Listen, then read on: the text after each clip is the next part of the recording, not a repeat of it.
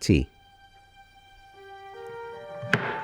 Let's make an inlay using some black Corian and mother of pearl. We'll be using this tiny 16th-inch end mill for most of our project.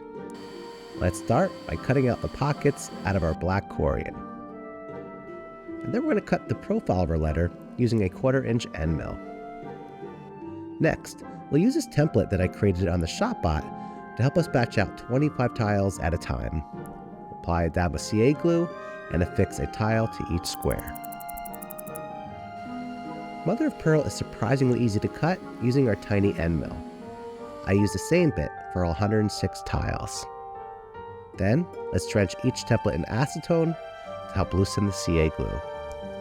And once you glue in all the pieces and clean things up, well,